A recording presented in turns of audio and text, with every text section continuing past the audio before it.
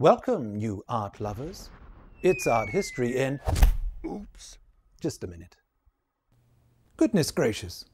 It's Albrecht Dürer's engraving of the Prodigal Son, made around 1496.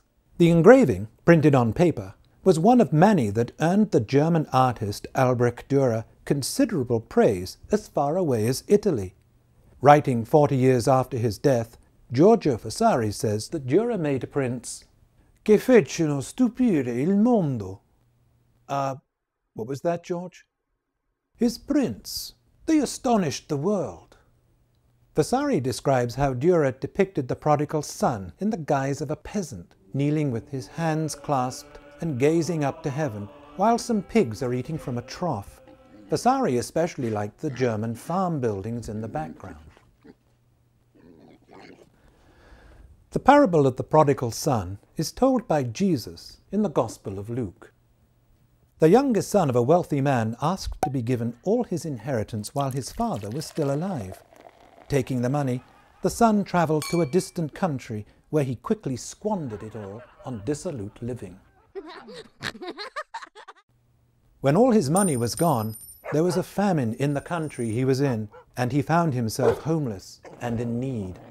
He was hired by a man who sent him to feed the pigs. He was so hungry, he would have eaten what the pigs were eating. But at that moment, Jesus says, he came to himself, when he realized that his father's servants have bread enough to spare, yet here he was, starving. I will get up, he says, and go to my father. Contrary to his expectations, his father welcomes him back with open arms.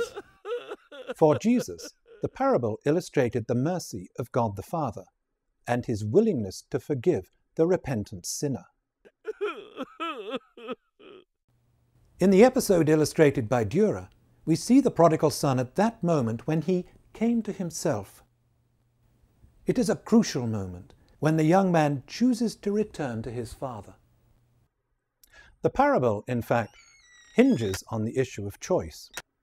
The poor choice made at the outset by the son, which led him down the path of vice, and the correct choice made amid the pigs, which will lead him back to virtue. The subject is biblical, yet in a characteristically Renaissance manner, Dürer incorporates an allusion to a familiar classical parable concerning moral choice.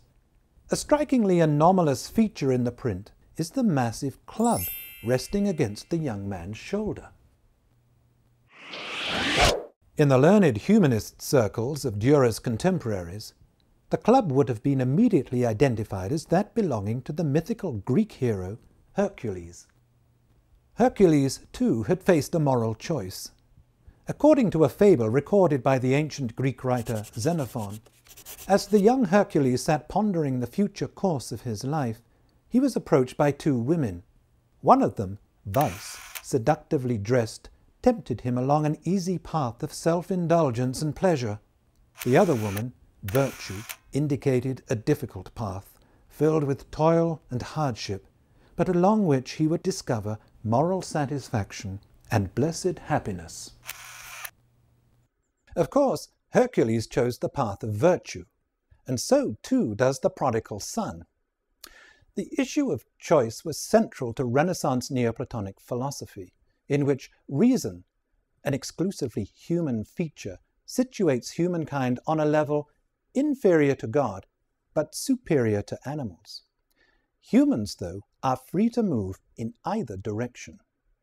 The prodigal son's first choice brings him down to the level of animals. But then, having recognized the error of his ways, his second choice will raise him up to the kingdom of heaven.